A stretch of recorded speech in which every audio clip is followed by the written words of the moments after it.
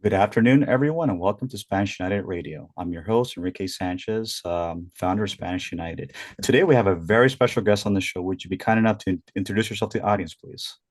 Certainly. Nathan Hochman, I'm the Los Angeles County District Attorney. Thank you for being on the show. My pleasure. Yes, I've been following your progress with the issues of the fires and with public safety. So one of the questions we would like to ask you in terms of the response of the fires, how has the DA's office been able to function when it comes to the fires and the situations happening in many parts of the county? What's interesting about the fires is that the fires have brought out both the best and the worst in humanity. On the best side, the DA's office has worked directly with firefighters putting their lives on the line, with law enforcement who's working, especially during the first 10 or 15 days, 24 hours a day to keep people safe, to keep their homes safe. I'm part of the 200 or so thousand people who voluntarily and cooperated and evacuated their homes. And there's people obviously who've tragically lost their homes. In fact, my sister lost her home in the Palisades. Oh, I'm sorry to And hear that. well, thank you. And so that's been the good part of humanity are the people who have not only fought the fires and kept us safe, but the rest of the community that is really, bonded around the fire victims, the people who've suffered. They have extended themselves in ways that I have not seen pretty much in my entire 60 years here in Los Angeles. Hmm.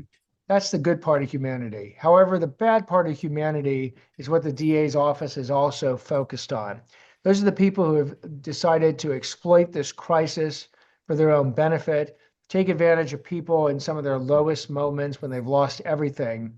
And whether it's looting, whether it's arsons, whether it's price gouging, whether it's insurance scams, charity scams, government benefit scams, these are the criminals who I've just labeled as despicable, who want to go ahead and truly hit people when they're down. And the message that I have sent has been an unmistakably clear message. The question is not if, but when you will be arrested, then prosecuted, then punished to the full extent of the law. Yeah, that's really something because especially now with people lost their homes, like last week we were doing an outreach where we were taking supplies to the people. Many people right now are suffering, and you are right. Unfortunately, when there are tragedies like this, so there's a lot of people that are opportunists that take advantage of people when they're down. So I really commend your office for prosecuting people that are committing these crimes because, like you said, it's completely immoral that people would do such things, especially when people have lost pretty much their livelihood. Like especially like in Altadena, many of those people may not be able to rebuild again. Oh, you're absolutely right. These are the people who desperately need government benefits, yet some of them have found out that people have literally impersonated them, tried to get their benefits, and if they've done that, they've committed a variety of crimes, and we're going to go after them and throw the whole book at them. And meanwhile, though, the people who have suffered are having trouble accessing some of their benefits, and they've been delayed because they've got to work through these issues of fraud.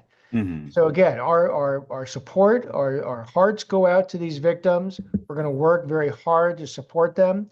And equally, we're going to work very hard to put these criminals behind bars. Mhm. And how would you say, since you've been elected DA, public safety has been? Because, like I said, you're recently a DA that's been inaugurated not too long ago.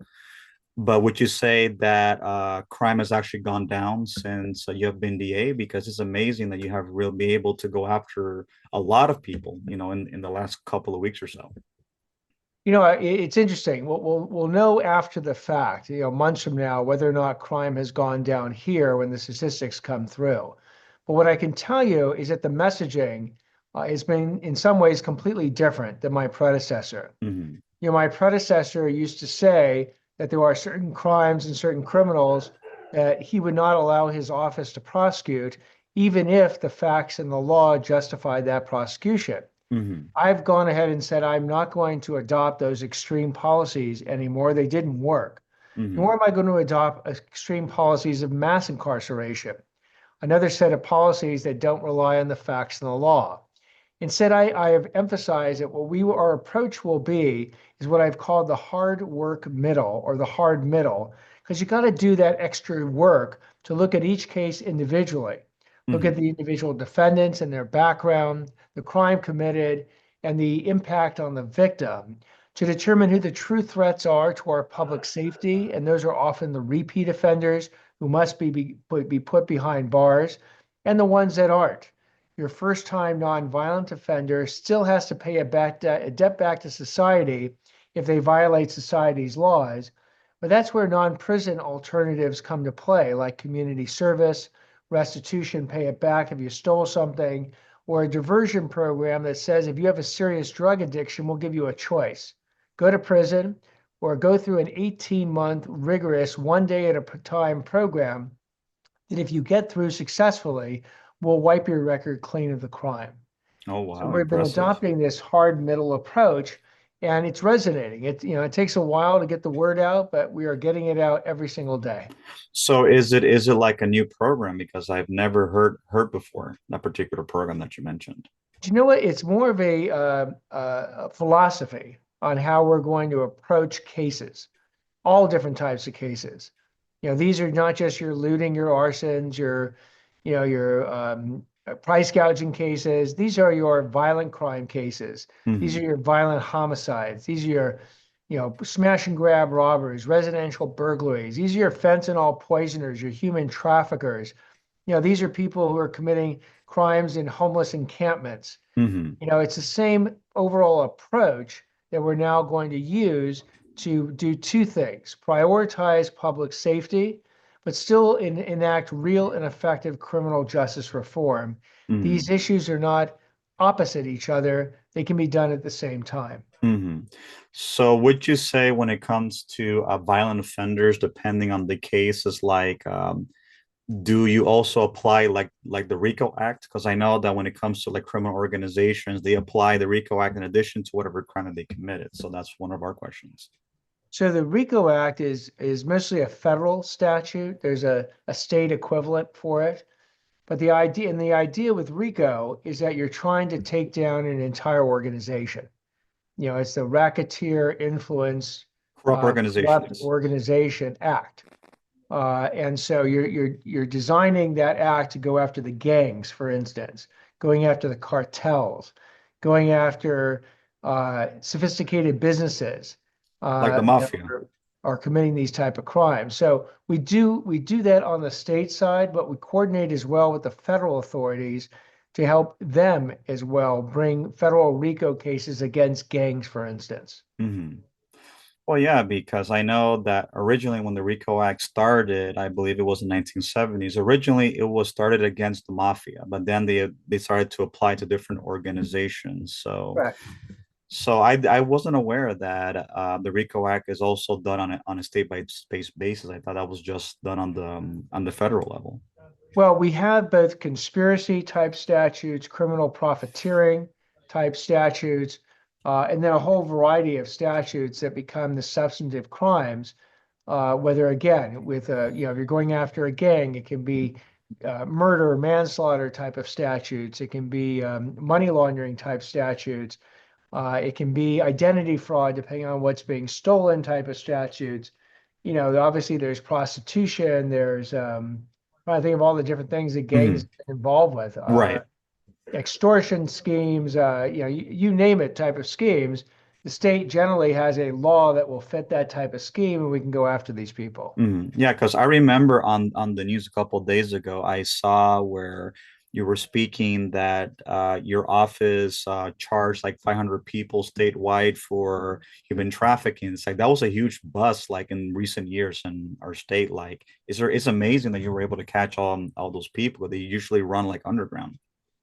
Well, it was a surge week, and by the word surge, I mean that law enforcement coordinated. There was over 100 different law enforcement agencies up and down the state focusing on human trafficking for that week. And as a result, they were able to arrest over 500 people. They rescued, I think, well over 100 young girls. It's mostly young girls who had been trafficked violently, by pimps and traffickers. They were able to, we've been able to charge a number of those people with very serious crimes that'll result in years in prison. So we can use the laws to send a strong message to the human traffickers that if you want to go ahead and exploit some of the most vulnerable people in our population, these are young girls and young boys very often, Mhm. we're going to go after you. Mhm. And it is not going to end well for you. Right. Yes, and especially now with the issue of immigration, unfortunately, most of the victims of human trafficking tend to be Hispanics from Latin America because many of them come from impoverished backgrounds. They're lured with the proposition of doing a legitimate job, but then many of them get forced into prostitution to pay off their debt to their trafficker. And that is the sad reality of many of the victims that we encounter. And we tell those victims, though, that we view them as victims, documented or undocumented. And if they are being trafficked here in LA County, we will go after their trafficker Hmm. and we will work with them to go after their trafficker. We will support them. We will get them counseling. We will do our best to get them housing, food, shelter, protection in order to go after their traffickers who've been exploiting them, often since they entered this country. Hmm. And that is a big problem. Like when I've done that outreach with many people, because we are a very small grassroots organization. We're not big, but we're coming up. So we're trying to do what we can to try to help society. And I've heard many stories of how many of them were brought to this country. And many of them have said that they have been like in Mexico for maybe like a month or so in prison. They want to bribe people, not to bribe another coyote that bring people here. And I asked myself, why do people go through such lengths to come here? And the fact that many criminal organizations prey on these victims is just beyond me. Like I just think that a lot of it has to do with the illegal demand. It's the same thing like with drugs. Like, we could argue all day, but the main issue is like supply and demand. Like the only way human trafficking or drug trafficking can be stopped is that you need to cut off the demand, and the demand has to do with the American consumption of prostitution and drugs. Well, and again, focusing on human trafficking, if there were no sex buyers, there would be almost no people who'd be peddling, young girls and young boys because they do it for money. Of course. That is why they do it. They commercially exploit these incredibly vulnerable kids and peddle them as commodities to sex buyers. Hmm. So we will go after the entire industry, whether it's the sex buyers, the pimps, the traffickers, the cartels, the gangs. We'll take them all Hmm. because that is the only way you can eliminate both the supply side and the demand side. Absolutely. And the only way that could be done, there has to be not only stricter laws, but the laws that are already on the books need to be enforced. And that's been the problem, for a long time, that there are many laws there to prosecute people, but the problem is the law wasn't prosecuting people the way that they were supposed to. Uh, on that one, you and I will have to agree. Exactly. Because I remember last year, when you were in the Word of a Story, that's actually where I actually saw you. I didn't get a chance to speak with you, but I remember when I was in that in seeing that panel where all the 12 candidates for district attorney, they all agree with you and absolutely that the laws need to be enforced. And as with your predecessors, like for some reason he didn't want to do it. And that's one of the reasons why crime was out of control. And I think that's one of the reasons why he was defeated, because unfortunately he was not enforcing the laws. Again, he had a different philosophy. And somehow, some way, we would be safer if you tell criminals up front that they can commit certain crimes and they won't be prosecuted. I never Mhm. really understood it when he said it. The statistics prove that he was wrong. People's experiences prove that he was wrong. And now that we're implementing the principles of accountability, we're going to see that and we'll see very soon And hopefully these principles of accountability will make us safer. Exactly. And again, public safety, like I said in many of my podcasts with different district attorneys, etc., public safety is not a political issue. It's a common sense issue. Like when a criminal commits a crime, they don't say, "Excuse me, sir, are you Democrat or Republican?" They're an equal opportunity offender. So we have to come with the common sense that crime is crime and it has to be prosecuted. But again, like you mentioned, it has to be done on a case by case basis because not all one crime fits all. And that's right. That's the hard middle approach. It's proportional. It looks at each case individually. It rejects extreme policies on both ends of the pendulum swing. And it's designed to send a message to criminals that the laws will be enforced. They'll be enforced consistently, fairly, and impartially, but there are going to be real consequences on the other side of the line. And Mhm. my goal is not to fill the prisons to the breaking point. If anything, that's the failure of the criminal justice system. My goal is to deter criminals from committing the crimes in the first place, thus saving a whole lot of victims in the process. So it will be something like that was called like the Singapore approach. Like Singapore is one of the safest cities in the world, but primarily because they have strict laws. So even though they have strict laws, they don't have mass incarceration like we do here. So is that kind of like an approach that you're implementing or trying to emulate? Yes, aspects of it. I mean, I'm telling you, in Singapore, if you engage in graffiti, the punishment is caning. Right. We don't do caning here, and we're never going to do caning here, and that's fine. Because in Singapore, if you've ever seen or heard of someone who's been caned, it is a scar that will never be removed from your back and apparently is excruciatingly painful. Yes, I remember a case back in 94 where an American teenager decided I'm going to do graffiti and he was caned and he never did it again. But again, I do believe like different ways of punishing. Like I know that America doesn't have draconian laws as they do in other countries, particularly like in Asia, but I feel that we could, for example, study different models of different countries and then implement it, towards the American style of punishing, which is kind of similar, but not in the same aspect. Again, to go to Singapore, they've developed a culture, and maybe the culture in part is because of this very harsh punishment if you get caught, but it's a culture of respecting the law. I'll give you an example. My Mhm. daughter actually worked in Singapore a number of summers ago, and she went out with her boss to get some lunch. And they went out to a food court and they found a table, and then they were going to put some stuff on the table to save it and then go get their meals. Well, what her boss put on the table to save it was his wallet. Puts his Mhm. wallet right in the middle of the table, then goes to get his meal. So my daughter grabs his wallet, runs after him and said, "Sir, you forgot your wallet." And the guy looks at her and says, "You're going to lose our table. I put my wallet there on purpose so it saves our table," because he did Oh, not fear that his wallet was going to be taken, and that's the culture they live in. right. We are far from that, unfortunately.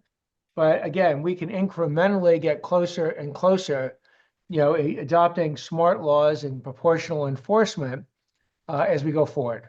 Absolutely. And I feel that Los Angeles is one of the wealthiest cities in America. And I feel they could be a model for other cities to follow. But, it needs to be done in a way that, there needs to be law and order. Like I am for strict laws in general, because I feel that when you have strict laws, not only when it comes to crime, when it comes to littering, I feel that deters people from, littering or vandalizing. So another question, as district attorney, can district attorney like not request, but can they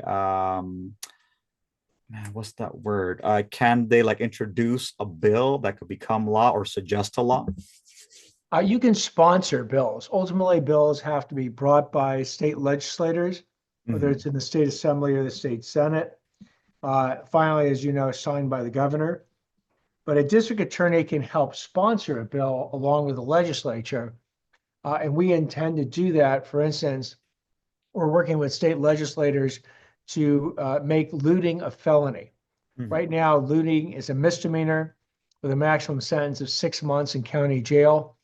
We are seeking to make it a felony with a maximum sentence of state time or time in prison, not county jail. Right.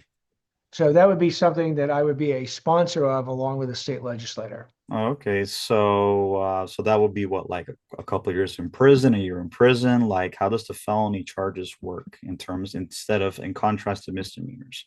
So a misdemeanor is the maximum sentence of a misdemeanor is 1 year, and it's not state prison but county jail. Hmm. The maximum sentence of a felony is whatever they set it, but it's in excess of a year. It can often be 2, 3, or 4 years in prison, state prison. And a felony itself carries a much bigger sanction if it's on your record than being convicted of a misdemeanor. Right. If you have a felony on your record, you're going to have a tough time getting a bank account, getting credit. It'll be something on every job application that you have to check the box for. It's a big deal. Right. And I definitely believe that with a felony charge for arson, and for example, I think that would make people like think before doing such a thing. Because again, what happened with the fires over in Pacific Palisades and with Altadena, part of it has been arson. And that's right. I mean, it's the arson is a felony. It carries a 9-year maximum sentence, and we have charged arson in a number of situations, dealing with small fires, actually, ironically, that were set at the same time by people who were, just stupid, really despicable people who think that setting an arson or setting things on fire in the middle of a wildfire state of emergency is somehow a good idea. Right. We are basically prosecuting those people and emphasizing to the entire community of, who are in any way thinking of doing this, that is a seriously bad idea. Well, of course, it's called pyromania, where someone has the compulsions to set fires. And again, whether it's, someone's a pyromaniac or someone just thinks that, now is the time to go, set a brush or a tractor trailer on fire or a tree or a trash can. Again, this is the wrong time. There's never a good time to do that. But in a state of emergency, it is absolutely the wrong time. No, of course, of course. And also another question we were going to ask, in the case of the fires, is there any chance, not any chance, is there any way that martial law is implemented? Like, is it only the governor that can implement martial law, or can the district attorney also implement martial law? District attorney does not have that power. The governor, for instance, is the one who had the power to call out the National Guard. As far as implementing martial law, I mean, obviously that there were curfews that were implemented Right. where if you violated the curfew, you could be arrested. Those powers exist. DA does not have those powers. Okay. So basically, from what I've studied and heard, the DA's office is basically that they put charges on people, right? It's not like they are involved in terms of putting like martial law or that type of thing. That's correct. The DA enforces the law. The law enforcement officers do the investigation. They bring the cases to the DA's office. The DA's office then files the charges. The individual can plead guilty, or if they decide to go to trial, the DA's office will try that case. If there's a conviction, the DA's office will then ask for a sentence. And then if there's an appeal, the DA's office or the state attorney general's office will handle the appeal. Okay, so basically that's what they do. They press the charges, and then the attorneys have to come up with a way, like coming up like with a plea deal for the accused and the defendant. Yes, that's the role the DA plays in the system. Okay, okay, cool. Because I always thought when I was a kid that the DA was kind of like the king attorney of all the attorneys of LA. Well, I don't know about the king, but obviously the DA is an important player in the criminal justice system because deciding which cases are going to be prosecuted, which defendants, for what charges, how it's going to be prosecuted, what courts are going to be prosecuted in. These are all very important decisions, and they all fall to the DA's office. Right, right. And another question on Spanish United is like when you have gone out to meet with victims, for example, of the fires and of public safety, like how was their response to you and to your office and reaching out to victims of the fires, victims of the looting and the public safety? So far, so good. I mean, victims have been very appreciative, which is very nice, of the fact that the DA's office is going to stand up for them, is going to, be their champion against the people who have victimized them, and do everything in our power to ensure that justice actually occurs. Which for people who've lost everything, lost their houses, or their houses have been severely damaged, having someone that they know that they can count on, that if the case gets to court, they're going to, be the one that will be supporting the victims. That's our role, and people have been very appreciative. Excellent, excellent.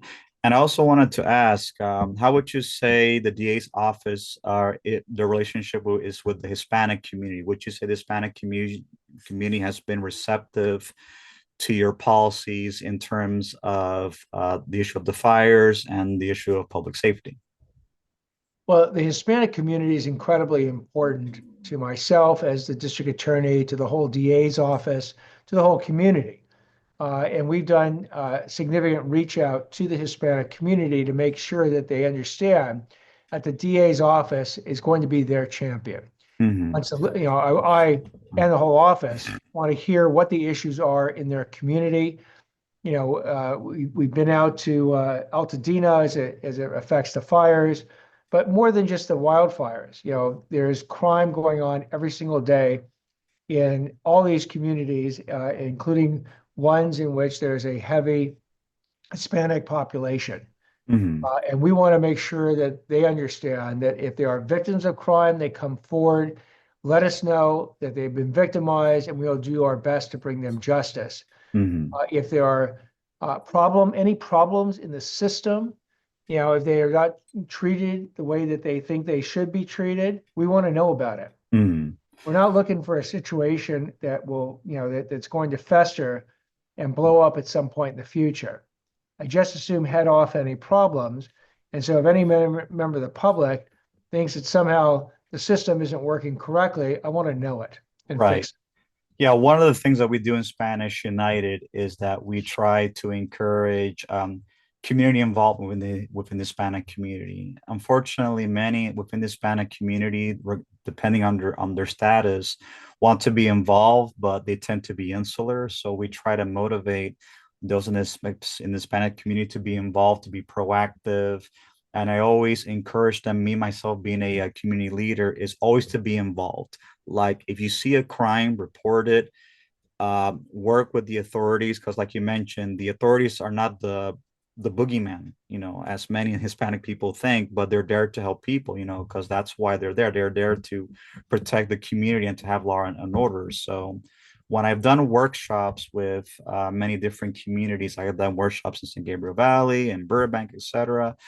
I always try to encourage the value of education. And education is not necessarily just academics, but also education and knowing the laws, knowing your rights, and most importantly, knowing that the law is there to protect the citizens. So I always try to encourage the Hispanic community that if there is a crime that there's being committed against their person or against the community, that they always need to speak out and not be fearful of retaliation, regardless of their status or not. I think that's incredibly good advice. It's and we're trying to reach out both in English and in Spanish. I do my best to again speak to Hispanic radio, TV, podcasts to get the message out that we're there to serve. Mhm. We want to, if someone has been a victim of crime, uh, whether again documented or undocumented, they're a victim of crime, and we need to put the person who victimized them behind bars. But we can't do it if we don't know the crime actually occurred. Exactly. Like the authorities can only do so much. They need to take an intake, they need to take notes in order for them to know who they're dealing with in order to catch and prosecute them. Let me give you an example of an area of crime that's pretty widespread, and these problems arise. Wage theft. Hmm. Very often there'll be, let's say, a contractor who hires a bunch of individuals, some documented, some not documented, to go do work on a construction project. And he promises to pay them a certain amount. Often that amount is under the legal minimums, but let's assume he at least promises that amount. Then they work for 2 weeks. It's time to be paid, and they don't get paid, or they get paid a fraction of what they've been promised. Hmm. There's a concern that they have that if they come forward, that the fact that they are, let's focus a minute on the undocumented workers, that the undocumented workers are going to face certain immigration consequences, and therefore they don't come forward. Hmm. In some ways, that's what the crooked contractor is counting on, that he can rip them off without any punishment because they won't come forward and let the authorities know that they've effectively been ripped off. Right. We have a system in place that for victims and witnesses, we can give them temporary um, immigration abilities to stay here and while their case is pending. And Hmm. that's exactly what we do, to go after the people who are committing crimes and ripping them off here in this county. Well, And so, that's and so we impressive. ask people again, please come forward. We can't, if we don't know about it, we can't stop it. Absolutely. And like I always encourage people within my organization and my listeners that, hey, if you are a victim of a crime or that if you feel that you're being taken advantage of, please come forward. Like I've spoken with many um, migrants, Hispanics that have gone through issues, and I haven't gone to court with them, but I've been able like to do their papers and probably translate for them in order for them to get help because in many cases they don't even know how the legal system works. Right. And again, outreach that you're doing is crucial because too many people either don't know how the legal system works, have ideas that it is going to get them in more trouble rather than less trouble to report crime, and therefore stay away from the legal system. Right. The only people who are absolutely happy about that are the criminals who are victimizing this population. That is what Absolutely. they want people to believe so they can keep victimizing uh, this vulnerable population. And the only way to stop it is for you, your organizations, to get the word out that if you don't say something, nothing can be done. Absolutely. Like when I've done public service announcements on my platform when it comes to certain issues, I always say, look, if there is a concern that you have, go out to the authorities. Don't be afraid because unless you speak out and you're able to make a report, you're going to continue to be victimized. So I always try to encourage in English and in Spanish to have Hispanic people that are victim of crime, whether it be violent or nonviolent, to reach out to the authorities and to make a report. It's very important for them to Excellent. work with the authorities. That's terrific. I think that's great, great advice. And let's see here. Well, we've come to the end of our time, but again, Mr. Hochman, I want to tell you thank you so much for being on the show. It was an honor to have you here on my show. You're like one of my best guests that I've had so far. I very much appreciate that. And again, thank you for giving me this opportunity to speak to your audience. Likewise, and for the listeners on Spanish United, we are on all social media platforms. We are on Spanish United, Facebook, Instagram, Twitter, now known as X. And for those that want to volunteer and reach out, feel free to reach out to me. And as soon as I'm done, I will email you the link and you could share it with all of your constituents. Thank you so much, Mr. Hoshman. Very good. Take care. Thank you. Likewise. Bye bye.